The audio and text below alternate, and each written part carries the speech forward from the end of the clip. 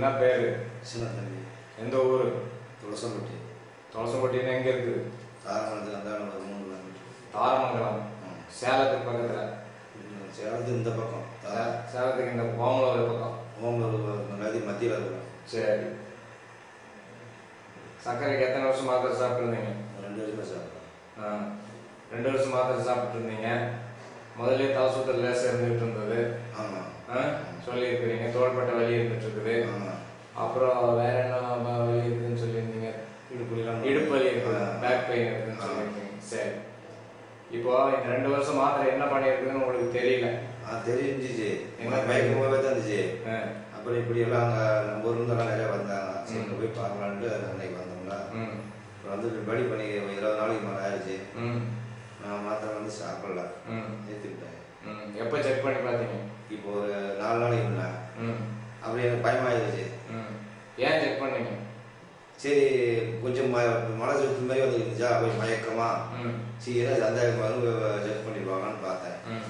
பார்த்துட்டு அப்புறமேட்டு சரி ஒரே மனுஷன் நான் எவ்வளோ இருந்துச்சு? 530. 530. 530 இருந்தா டாக்டர் சொல்றபடி என்ன ஆகணும்?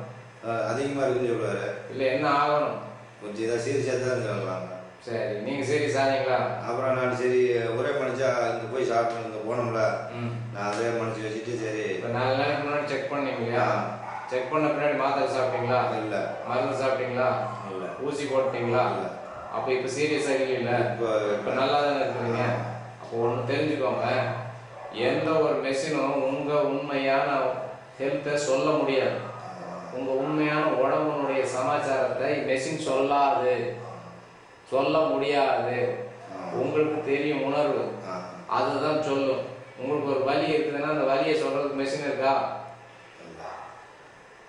உங்க கையில் இங்க வலிக்குது, தோள்பட்டையில் வலிக்குது அப்படின்னா அதை சொல்லுமா மெஷினு? நீங்க தான் சொல்ல முடியும். வலியவே சொல்ல முடியாத மெஷினு உங்க சர்க்கரையும் பிபியும் சொல்லி என்ன பண்றது? புரியுதா? அது 500 இருக்குதுன்னு சொன்னால் நம்ம நல்லா தான் இருக்கிறோம். அப்ப அது தப்பு தானே? அந்த உண்மை விளங்கணுங்கிறதுக்கு இப்போ வீடியோ பண்ணிட்டு இருக்கேன். புரியுதா? அதனால தான் ரெண்டாவது சரி செக் பண்ண வேண்டாம். அடுத்த பசி எப்போ வருதுன்னு பார்த்து சாப்பாடு சாப்பிடுங்க. பசி வராம சாப்பிடக்கூடாது. உடம்புல கழிவுகள் வந்து வெளியேற வரைக்கும் பொறுமையா இருந்தா அதுவா சரியாயிடும். இதுதான் உண்மை. சரிங்களா? மயக்கம் வரும்போது அமைதியா படுத்துக்கணும். ஆமா, எதுவும் சாப்பிடக்கூடாது. சோகமாகிறதுக்கு முன்னாடி லேசான மயக்கம் வரும் ஒரு சிலருக்கு, எல்லாருக்கும் வராது. குப்பை ஜாஸ்தியா இருந்தா வரும். குப்பை போடக்கூடாது மேல மேல. சாப்பாடுங்கிறது பசிச்சாதான் சாப்பிடணும். தாகமும் பசியும் சேர்ந்து வராது. இந்த மருந்து சாப்பிட்றவங்களுக்கு தாகம் அதிகமா வரும். ஆனா தாகத்தை பசின்னு நினைச்சுக்கிட்டு சாப்பாடு சாப்பிடுவாங்க. அப்பதான் மயக்கம் வரும். புரியுதுங்களா? அப்ப தாகம் வரும்போது வாய் வச்சு ருசிச்சு தண்ணி குடிக்கணும். நல்ல பசியானதான் சோறு சாப்பிடணும். சரிங்களா? அந்த உண்மை விளங்கணுங்கிறதுக்காக இப்போ வீடியோ பண்ணிட்டு இருக்கு. இது மயக்கத்தை பார்த்து பயப்பட வேண்டாம், டெஸ்ட்டை பார்த்து பயப்பட வேண்டாம், டெஸ்ட் பண்ண வேண்டிய அவசியம் இல்லை அப்படிங்கிறத புரிஞ்சுக்கணும். அதுதான் நம்பிலாம் இங்கே வந்துட்டேன். சரி மயக்கமாக திருப்பி இங்கே போய் பார்த்துடலாம். சரி, மயக்கம் வந்தால் இனிமேல் என்ன பண்ணுவீங்க சொல்லுங்க?